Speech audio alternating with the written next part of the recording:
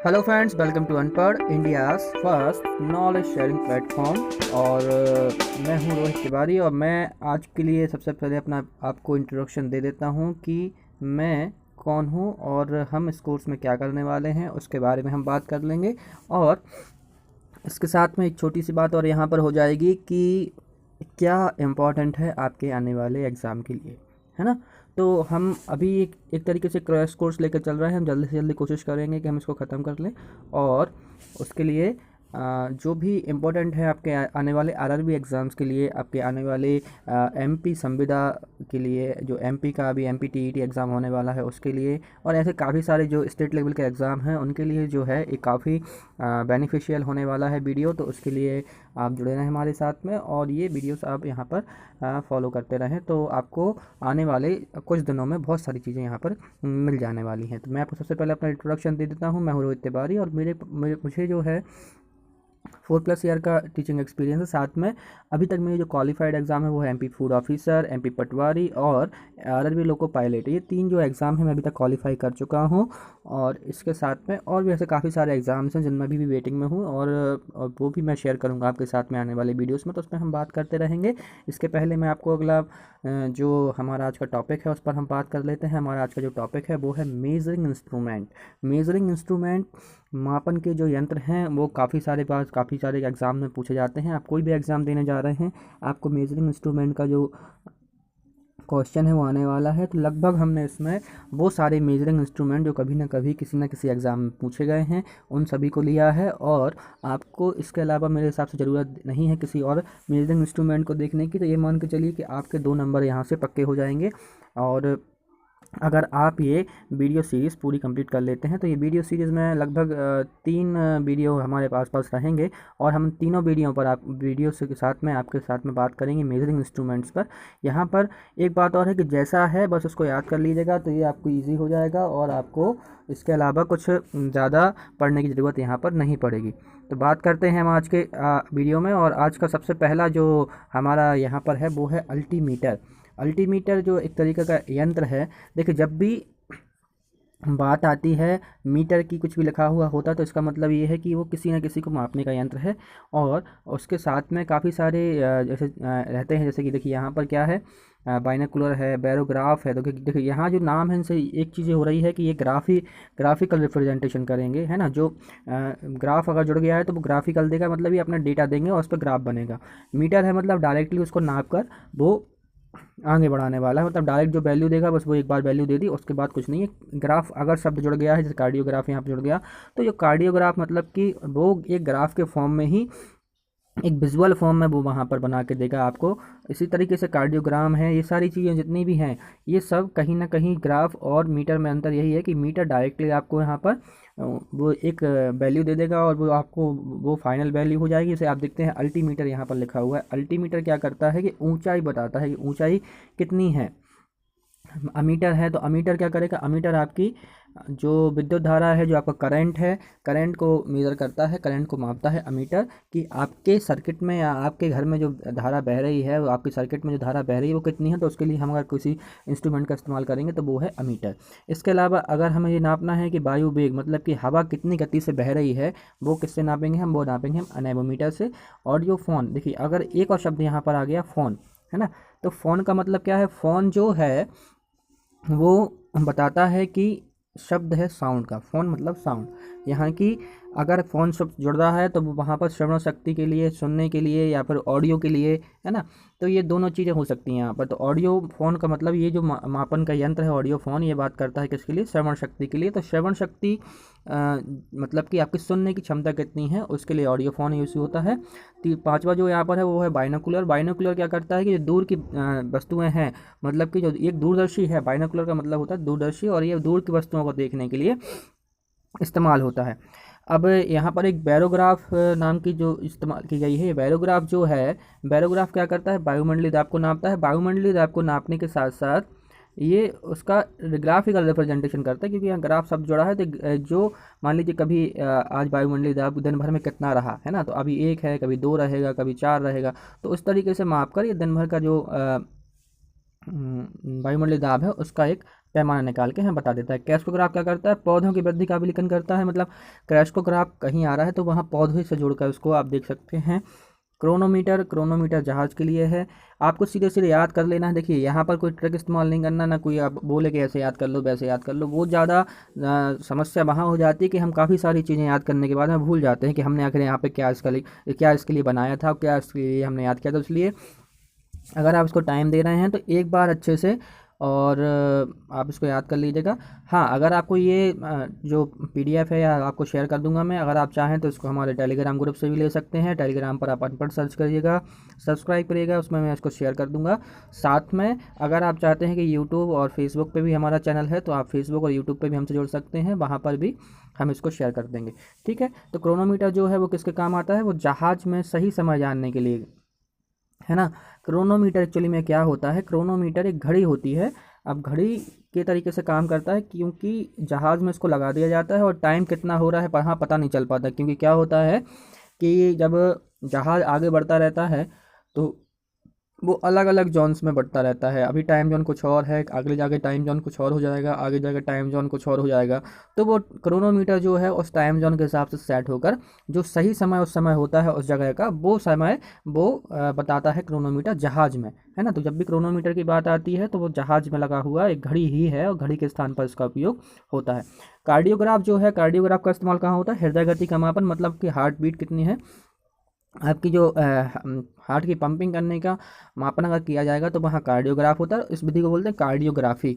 जब भी कार्डियोग्राफी का शब्द आता है तो कार्डियोग्राफी का कार्डियो, देखिए कार्डियो जो शब्द है ये संबंधित ही है आपके हृदय से। मतलब जो कार्डियो शब्द जो है वो कहाँ से रिलेटिव है आपके हृदय से, मतलब आपके दिल से वो रिलेटिव है और दिल की गति का मापन करने के लिए कार्डियोग्राफ किया जाता है। सिमिलर देखिए, जब भी इस तरीके की बात आती है कि कार्डियो, अब देखिए फिर से आ गया क्या, कार्डियोग्राम। तो दोनों शब्द सिमिलर लग रहे हैं, ग्राफ और ग्राम, लेकिन ग्राफ अलग है और ग्राम अलग ही। कार्डियोग्राम जो है वो कार्डियोग्राफ के कार्य में सहयोगी होता है, वहाँ पर कोई मापन नहीं करता, लेकिन कार्डियोग्राफ उसका मापन करता है और कार्डियोग्राम उसका साथ में काम करने वाला एक और दूसरा इंस्ट्रूमेंट है।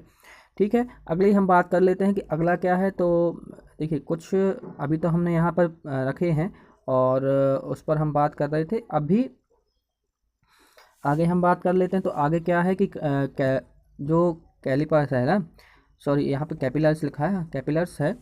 कैपिलर्स क्या करता है कि दूरी मापने के लिए इस्तेमाल होता है। दूरी मापने के लिए भाई कितनी लंबी दूरी है तो वहाँ कैपिलर्स इस्तेमाल होता है। डीप सर्कल का त्रिकोण मापने के लिए इस्तेमाल होता है। अच्छा, डायनेमो जो है वो एक तरीके का यंत्र होता है। डायनेमो आपने देखा होगा कभी छोटी छोटी पहले कि साइकिल्स में लगा देते थे हम, और साइकिल के पहिए को घूमने से लाइट जलने लगती थी उसके आगे, है ना। उसके आगे एक छोटी सी बल्ब लगा देते थे और पहिए घूमने से रात में उसमें लाइट जलना शुरू हो जाती है। पहले कभी किसी ने देखा हो तो ये डायनेमो का ही सिद्धांत है। जस्ट ये डायनेमो जो है काम करता है आपका विद्युत ऊर्जा बनाने में। आपके जो प्लांट हैं जल विद्युत के, उनमें या लगभग सभी प्लांट्स में इसका इस्तेमाल होता है। जल विद्युत में इसलिए बोल रहा हूँ कि ईजिली आपको टरबाइन दिख जाएगी, टरबाइन घूमती है और डायनेमो से वो बिजली बन जाती है। ऐसे हर एक प्लांट में ये होता है, चाहे वो कोई भी विद्युत ऊर्जा का प्लांट हो, वहाँ पर डायनेमो का इस्तेमाल ज़रूर हो रहा होता है। तो यहाँ पर एक तो डायनेमो हो गया आपके यांत्रिक ऊर्जा को विद्युत ऊर्जा में बदलने के लिए। डायनेमो जो टरबाइन है वो घूमती है, टरबाइन के घूमने से ही विद्युत ऊर्जा में परिवर्तन हो जाता है। बात करते हैं इपीडियास्कोप की। इपीडियास्कोप क्या करता है, इपीडियास्कोप फिल्मों के पर्दों पर प्रक्षेपण करने के लिए। आपने देखा होगा जब आप बैठे रहते थे तो पीछे से लाइट आती थी आपके सिनेमा हॉल में, जब भी आप बैठोगे तो लाइट आती रहती है। तो वो इपीडियास्कोप है जो वो प्रक्षेपण करता रहता है। फेदोमीटर क्या करता है, गहराई नापता है, समुद्री गहराई नापने के लिए कि इस समय समुद्र कितना गहरा है, जहाज में इसका उपयोग करते हैं। जो समुद्री जो समुद्री यात्रा करने वाले लोग हैं या समुद्र में जाने वाले लोग हैं तो वहाँ पर फेदोमीटर का इस्तेमाल करते हैं। और समुद्र की गहराई नापने के लिए भी काफ़ी सारे ऐसे रिसर्च भी हैं जहाँ पर इसका यूज़ होता है। तो फेदोमीटर का इस्तेमाल समुद्री गहराई नापने के लिए करते हैं। गैल्वेनोमीटर क्या होता है, गैल्वेनोमीटर जो है वो बहुत कम विद्युत धारा नापने वाला यंत्र है ना। अति अल्प विद्युत धारा। गैल्वेनोमीटर मतलब कि जैसे हमने अमीटर का इस्तेमाल किया था, आपको पता है। तो अमीटर जो है एक गैल्वेनोमीटर भी एक अमीटर ही है, लेकिन गैल्वेनोमीटर क्या करता है कि वो बहुत ही कम धारा नापता है। मतलब बहुत छोटे छोटे सर्किट हैं जहाँ पर अमीटर का काम नहीं होता, क्योंकि अमीटर के लिए तो एक एम्पियर, इस तरीके के एम्पियर में धारा चाहिए होती है। एम्पियर से ही बहुत कम धारा का मापन करना होता है, बहुत छोटे छोटे सर्किट होते हैं, तो वहाँ पर गैल्वेनोमीटर का इस्तेमाल किया जाता है, इसलिए यहाँ पर एक शब्द जोड़ा गया है अति अल्प विद्युत धारा मापने के लिए। ठीक है, इसके अलावा गार्डगर मूलर का जो है वो गार्डगर मूलर का एक इक्विपमेंट है, गार्डगर मूलर बोलते हैं उसके लिए। तो गार्डगर मूलर जो है वो उसका क्या होता है, वो परमाणु की कण की उपस्थिति और जानकारी देने के लिए वहाँ पर इस्तेमाल किया जाता है। तो परमाणु की जो उपस्थिति और जानकारी है उसके लिए गार्डगर मूलर का यंत्र होता है। अब यहाँ पर एक और है कि मैनोमीटर। मैनोमीटर क्या करता है, ये यंत्र गैस का घनत्व नापने के लिए इस्तेमाल किया जाता है। अब गैस का घनत्व कैसे नापेंगे, उसके लिए अगर कोई इस्तेमाल किया जा रहा है तो वह क्या है, वो है मैनोमीटर। और मैनोमीटर क्या करता है, डायरेक्टली एक आउटपुट देता है कि ये इसका घनत्व है, यहाँ पर कोई रिप्रेजेंटेशन टाइप का कोई काम नहीं है। माइक्रोटॉम, माइक्रोटॉम क्या करता है कि एक वस्तु है उसका अनुवीक्षणीय परीक्षण करता है। ऑडोमीटर तय करता है कि भाई कितनी दूरी उसने तय की है ना। जो ऑडोमीटर जो है वो तय की गई दूरी को यहाँ पर नापता है। ठीक है, अगला हम देख लेते हैं क्या है। अगला एक है पेरिस्कोप, है ना। पेरिस्कोप क्या करता है कि जल के अंदर से बाहरी वस्तुएं देखता है। मतलब जल के अंदर से आप अगर हो और आपको बाहर देखना है समुद्र के बाहर से, तो आप पेरिस्कोप के हेल्प से वो देख सकते हो। पेरिस्कोप का इस्तेमाल किया जाता है पनडुब्बियों में। आपने देखा होगा पनडुब्बियों में वो काफ़ी कॉमन टाइम पे एक वो जो पनडुब्बियों के अंदर है, काफ़ी सारी मूवीज़ में आपने देखा होगा कि वो घुमाते रहते हैं और वो पाइप से घूमता रहता है। तो पाइप जो है वो पेरिस्कोप है, बाहर की वस्तुओं को अंदर दिखाने के लिए काम करता है। फोटोमीटर क्या करता है, फोटोमीटर प्रकाश की दीप्ति का मापन करता है। प्रकाश की दीप्ति का मापन करने का मतलब है कि कितना प्रकाश में फोटोन है, उसका उसका मेजरमेंट करने वाला कोई अगर इक्विपमेंट है तो वो है फोटोमीटर। पायरोमीटर क्या करता है, अत्यंत उच्च तापमान का मापन करने के लिए उपयुक्त होता है। पायरोमीटर का उपयोग तापमान में टेम्परेचर के मेजरमेंट में है। टेम्परेचर का मेजरमेंट मतलब अगर सूर्य के तापमान की बात की जाए तो उसको नापने के लिए पायरोमीटर का इस्तेमाल किया जाता है। और वहाँ पर पायरोमीटर मतलब अत्यंत उच्च तापमान, मतलब जहाँ सबसे ज़्यादा अधिकतम तापमान हो सकता है, बहुत उच्च तापमान है जहाँ पर कोई नहीं जा सकता, वहाँ पर पायरोमीटर की यूज़ करके हम उस टेम्परेचर को मेज़र करते हैं। रेडियोमीटर क्या करता है, रेडियोमीटर जो है विकिरण द्वारा विकृत ऊर्जा का मापन करता है। विकृत ऊर्जा का मापन करने का मतलब ये है कि भाई एक रेडियो धर्मी कोई पदार्थ है ना, कोई यूरेनियम है, कोई इस तरीके का पदार्थ है जो रेडियो धर्मिता लेके चल रहा है, रेडियो एक्टिव मटेरियल है, तो उससे जो विकिरण निकल रहा है, जो विकृत ऊर्जा है, उसका मापन करना है तो वो रेडियोमीटर से होता है। सीज्मोमीटर, देखिए बहुत इंपॉर्टेंट क्वेश्चन है सीज्मोमीटर का, कई बार कई सारे एग्जाम में आ गया है कि सीज्मोमीटर का जो एग्ज़ाम है वो क्या करता है। सीज्मोमीटर क्या करता है, सीज्मोमीटर जो है वो भूकंप की तीव्रता नापता है। सीज्मोमीटर भूकंप की तीव्रता नापता है। भूकंप कितना आया उसका रिएक्टर स्केल पर पैमाना है। इसका जो पैमाना है उसको बोलते हैं रिएक्टर स्केल। एक और आप चीज़ यहाँ पर याद कर सकते हैं, उसको बोलते हैं रिएक्टर स्केल। रिएक्टर स्केल का पैमाना जो है ना, तो वहाँ पर ये पता चलता है कि कितना जो मापन था इसका, वो भूकंप का जो वेग था, भूकंप की जो तीव्रता थी वो कितनी थी, ये मापा जा सकता है सीज्मोमीटर के द्वारा। इसके अलावा सेक्सटेंट ग्रहों की ऊंचाई जानने के लिए इस्तेमाल होता है। ट्रांसफार्मर, आप जानते ही हो कि ट्रांसफार्मर आपने देखा ही होगा।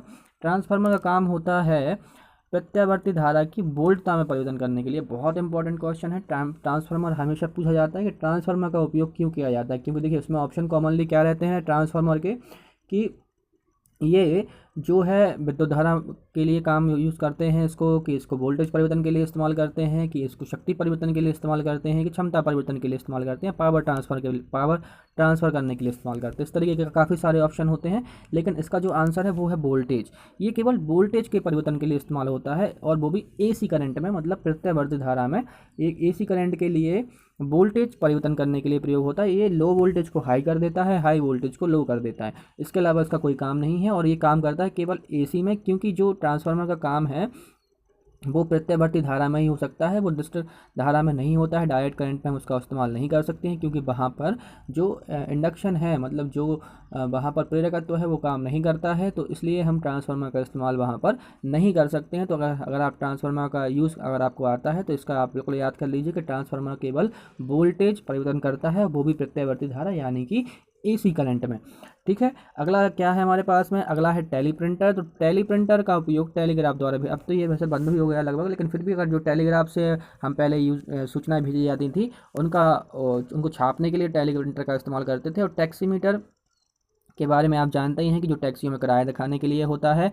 और टैकोमीटर क्या है? टैकोमीटर जो काम करता है वो मोटर बोर्ड या फिर वायुयान का वेग नापने के लिए यहाँ पर काम करता है। ठीक है, अगला जो हमारा यहाँ पर आज का आखिरी हमारे क्वेश्चन हम लेके चल रहे हैं, क्योंकि बाकी वीडियोस में हम और जो बचे हुए हमारे मीटर हैं उनको हम बात कर लेंगे। आज हमारे क्लास जो है, सबसे पहले मैं आपके लिए क्वेश्चन यहाँ पर दे रहा हूँ कि वायु की सापेक्ष आर्द्रता का मापन एवं रिकॉर्ड करने वाला यंत्र कौन सा है ना। तो इसको आने वाले वीडियो में हम बात करेंगे। और अभी इसके सबसे पहले आपके लिए क्वेश्चन है कि आप इसको ढूंढें, which is the instrument that measure the record and the relative humidity of the air is. तो इसका जो भी आंसर होगा वो आप हमें बताएं, आप कमेंट करें, आप शेयर करें। और इसके साथ में एक बात और है कि आप जुड़े रहें, सब्सक्राइब करें हमारा चैनल। और भी कोई अगर दिक्कत हो तो प्लीज़ कमेंट ज़रूर करें। Thank you.